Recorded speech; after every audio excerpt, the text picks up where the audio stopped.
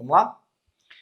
A questão, novamente, mais uma questão do Enem, se eu juntar Enem Libras, Enem PPL, Enem regular, aliás, você percebe que existem muitas questões sobre interferência, falando especificamente sobre o fone de ouvido.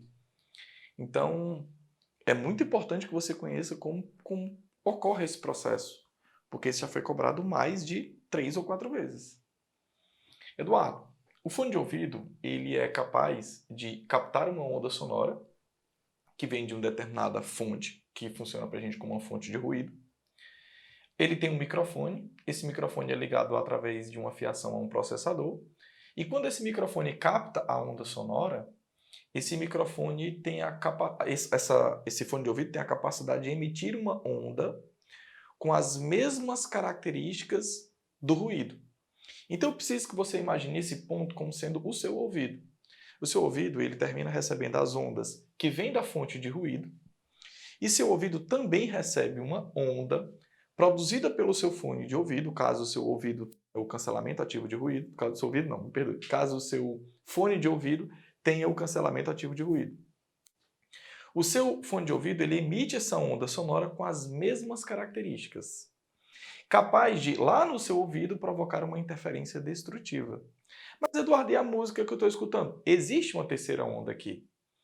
Existe a onda sonora produzida pelo seu fone de ouvido, existe a onda sonora produzida pelo ruído e existe a onda sonora produzida pelo seu fone de ouvido, que é a música que você está escutando, que eu fiz questão de não representar aqui para não criar confusão. Porque eu desejo que essa interferência ela ocorra obrigatoriamente apenas entre quem? Entre o fone de ouvido e entre a onda que sai do fone de ouvido e a onda que é produzida pelo ruído. Eduardo, e que características essa onda precisa ter para provocar a interferência destrutiva? Galera, as ondas precisam ter obrigatoriamente a mesma frequência e comprimento de onda. Então você percebe aqui, ó, isso aqui é um lambda, isso aqui é um lambda, que é o espaço percorrido pela energia em uma oscilação completa. Eu já coloquei para você. Você nota que nesse intervalo eu coloquei uma oscilação e meia. Nesse intervalo eu coloquei uma oscilação e meia. Portanto, isso representa para você a mesma frequência.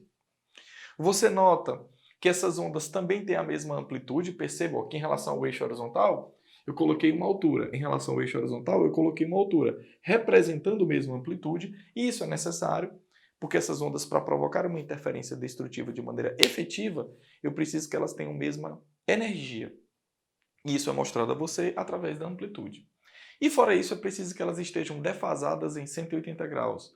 Então você nota ó, que eu coloquei essa aqui com crista e eu logo aqui, o mesmo ponto, no mesmo eixo, ó, eu coloco um vale.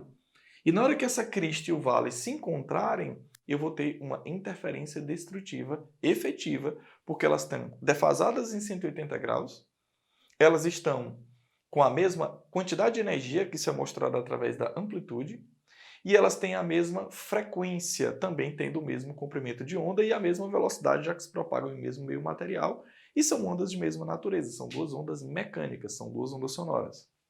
Então, repetindo para você, essa interferência é provocada entre uma onda produzida pelo seu fone de ouvido e a onda produzida pelo ruído.